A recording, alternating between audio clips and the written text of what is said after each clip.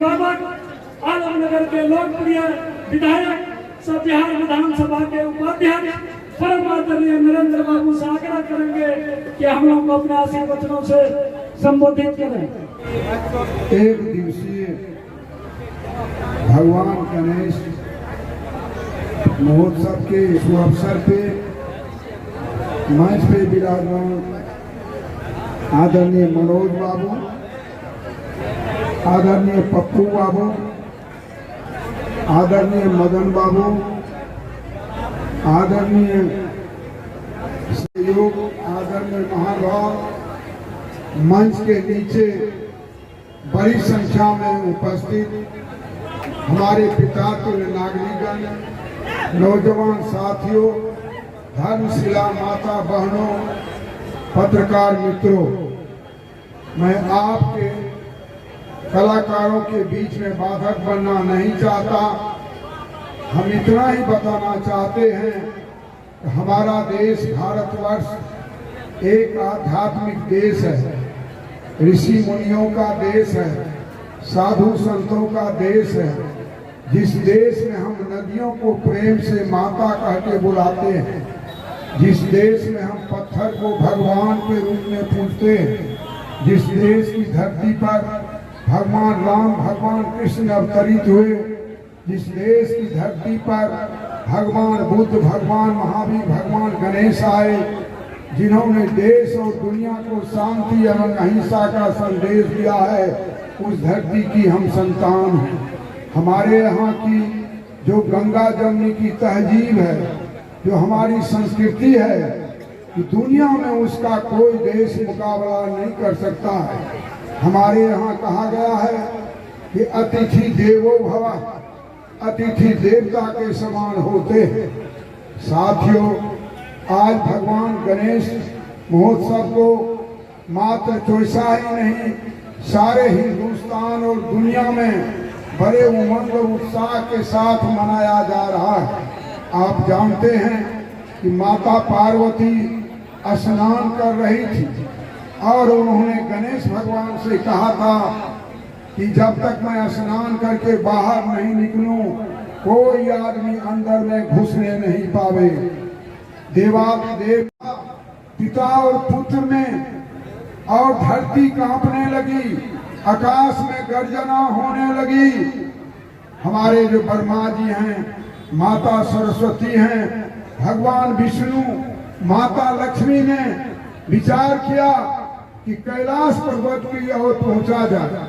वहां जब ये लोग पहुंचे, उन्होंने भगवान गणेश से कहा, बेटे तुम उम्र में छोटे हो, अपने से बड़ों का सम्मान करो। भगवान गणेश ने कहा, मेरी माता का आदेश है, जब तक मैं स्नान करके बाहर नहीं निकलूं तो मैं किसी को अंदर जाने नहीं दूंगा, चाहे इसका जो भी परिणाम होगा। साथियों, भीषण युद्ध हुआ दोनों के बीच।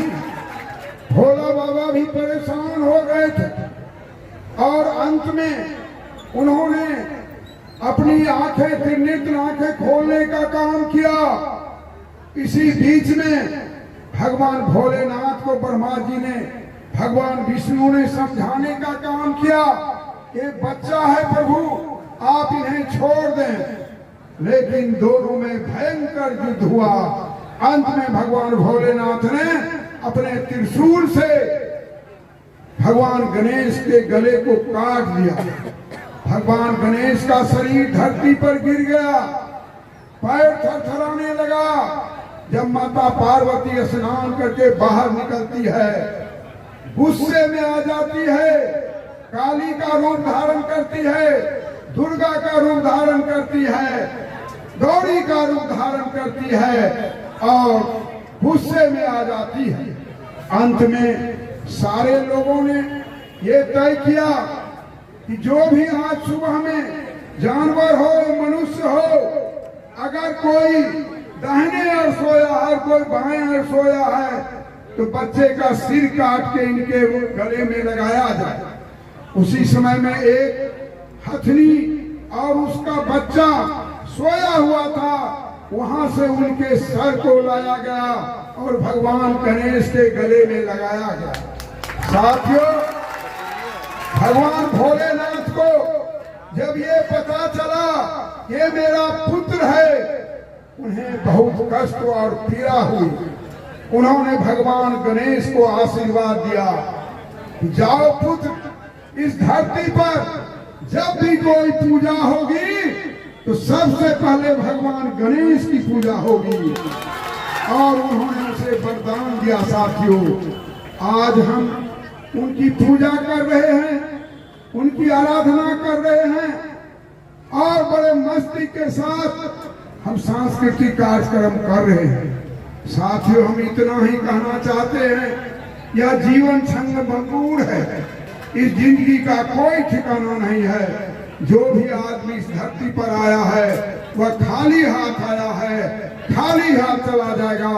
लेकिन उनके विचार, उनके कार्यक्रम, उनकी नीति पीछे रह जाएगी। इसलिए इस गणेश महोत्सव के शुभ अवसर पे मैं आप लोगों से यही निवेदन करना चाहता हूँ कि रामायण में हमारे तुलसीदास जी महाराज ने कहा है कि बड़े भाग मानुष तन पावा। ये जो मनुष्य रूपी तन है बड़े भाग के बाद मिला है। जो 84 लाख जोनी है धरती में, उसमें मनुष्य जोनी सबसे श्रेष्ठ जोनी है साथियों, जिसमें सोचने और समझने की क्षमता है। और अंत में संत कबीर की वो वाणी मुझे याद आती है। उन्होंने कहा था मनुष्य के बारे में कि कबीरा, जब हम पैदा हुए जग हंसे हम रोए, ऐसी करनी तू करे, तू हंसे जग रोए। आपके ही तरह भगवान गणेश थे। आज सारे हिंदुस्तान और दुनिया में उनकी पूजा हो रही है।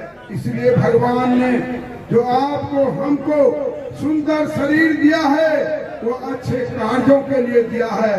हम अच्छे कार्य में अपने जीवन को लगाएंगे और अंत में मैं परमपिता परमेश्वर से, भगवान भोलेनाथ से, भगवान गणेश से, माता पार्वती से, आप तमाम उपस्थित यहाँ जो हमारे महानुभाव हैं, मैं उनके अच्छी जिंदगी की कामना करता हूँ और मैं उनसे प्रार्थना करता हूँ, हे प्रभु आपकी कृपा सब लोगों पर बरसती रहे, आपका आशीर्वाद सभी लोगों पर मिलता रहे।